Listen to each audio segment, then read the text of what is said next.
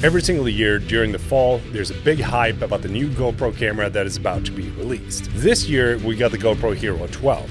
But the question that I always ask myself is, how good does it actually stand up towards the competition? And in this video, I'm going to compare it to the newly released Insta360 Ace Pro. I want to say thank you to Insta360 for sponsoring this video, and I also want you to know that all of the footage that you're about to see is not touched in the editing process. It's straight out of camera when it comes to both the footage and the audio. What you're seeing right now is the footage from the GoPro Hero 12, and the audio is also coming directly from the camera. There's no attachments or anything like that. I'm shooting this in HDR 5.3K 16:9 with an auto ISO of 100 to 1600 and auto shutter and auto white balance as well. And this is the footage from the Insta360 Ace Pro. Same thing goes for the audio. There's no attachments or anything like that. What I can say though is that I really like having the flip up screen, being able to see the exposure a lot better. But I'm shooting this in HDR. The ISO is same, so 100, 1600, auto shutter and auto white balance.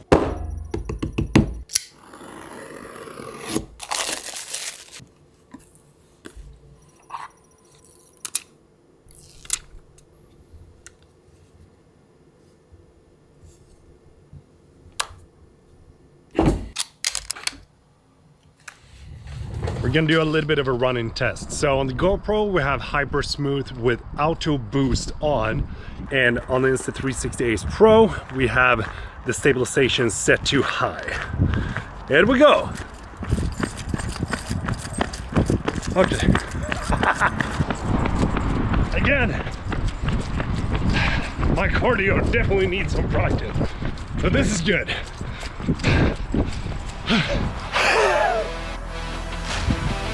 Wow. Okay.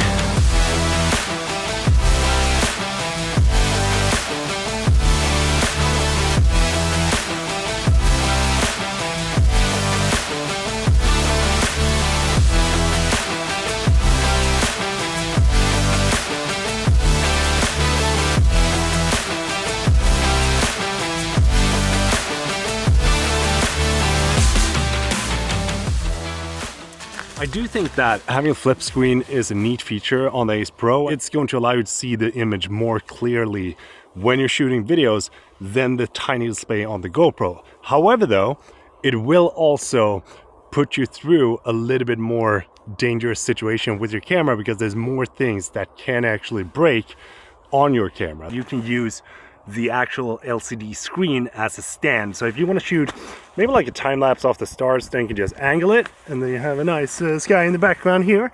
Or maybe if you want to have some creative angles, you can just use that and create the kind of shot that you want to have. When you're vlogging, it's a great thing to have because you can see the exposure, you can see the settings, and you can see that it's actually recording. I also do like the feature that you have a new tally light on this, so you have a very clear indicator that you are currently recording. Another cool feature that the Ace Pro has is that you can actually pause the recording as it's ongoing, and it's a great way to skip out on all the boring stuff. So if you were recording something like I'm doing right now, then you can just tap the screen. Check this out. So I'm going to tap it, pause, and now you can walk to a different place. You can, run all the way over there.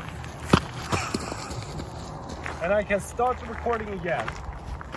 And I'm going to be in a different place. Instead of actually jumping into the editing process, scrubbing through, finding the interesting parts, you can just pause the recording and then pick it up when you find the interesting spot that you want to shoot again. In case you forget to record something while you're out vlogging, you can actually go into the album, right? And then you can go to the clip that you want to add on to. You can just press the record button and then hit continue recording. And what it's going to do is that it's going to record onto that clip that you already shot so that you don't need to do that in the editing process. And it's gonna feel like it's sort of like a seamless clip when you play it back. There's something that is called gesture control in the Ace Pro. Let me show you how good it actually works. So if I raise my palm, it's going to start recording. And when I take it down, it's going to continue. And then if I raise it again, it's going to stop the recording. Check this out. Recording started, which is sick. And now we're gonna stop it.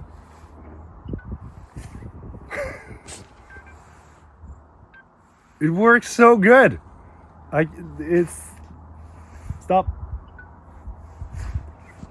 We're gonna do it again. Start. See? It also has one more gesture that you can do, and that is for taking photos. So if I want to take a photo right now, it starts a countdown. Let's do a little bit of a low light scenario test. Currently shooting with pure video on the Insta360, and on the GoPro shooting at the same kind of settings that I had before. And the pure video is supposedly gonna give us a lot better dynamic range and better quality in low light scenarios. And I don't know about you, but this is kind of a low light scenario. Currently checking out the new crib, huh? Perfect to do a test. You be the judge. Which camera do you think looks the best in this kind of scenario?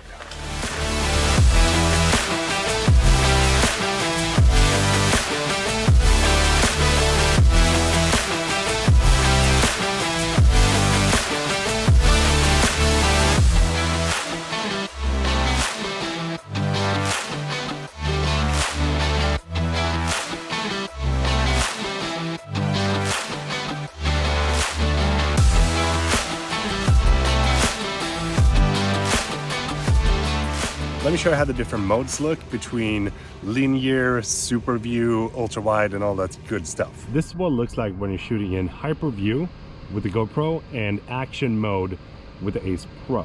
Now we're shooting in wide on the GoPro and ultra on the Ace Pro. I think that these are kind of similar and the most similar look that we can get. Now we're shooting with linear plus on the GoPro and D-warp on the Ace Pro.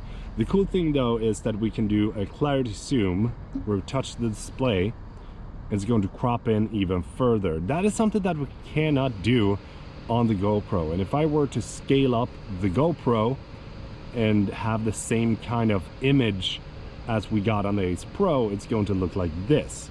One of the biggest advantages with having the clarity zoom on the Ace Pro is that you can change the focal length, if you may, even though just crop in on the sensor. But it basically works the same as when you're having a full frame sensor and crop in on that to get a Super 35 look. And that gives you a different reach with the lens that you're having. So I guess you can say that it's almost like you're having two lenses in one lens on the Ace Pro. As you probably know, action cameras are usually not performing well at all in low light, but I want to test both cameras out during nighttime to see which one is actually the best.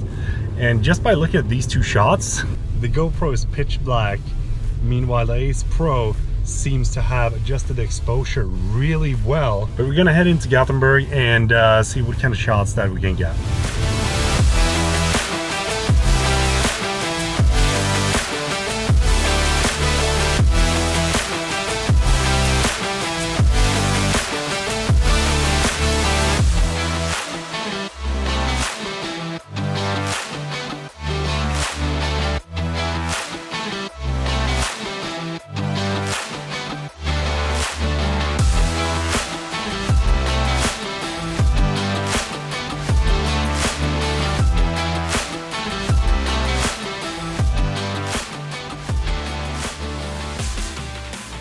Shooting with the same settings on both cameras as I've done throughout all this test, except for that I'm using pure video on the Ace Pro, and it does look like it gives us a way better dynamic range, shot than what the GoPro has. Shooting in low light situations is, as I said, one of the biggest struggles with these cameras. But here in Sweden, it is currently getting dark at like 3 p.m. and it doesn't get bright until approximately 9:30 a.m. The darkness in Sweden during the winter is without a doubt one of the biggest downsides with living in Sweden. But the summers wouldn't be as good as they are if we didn't have the darkness of winter.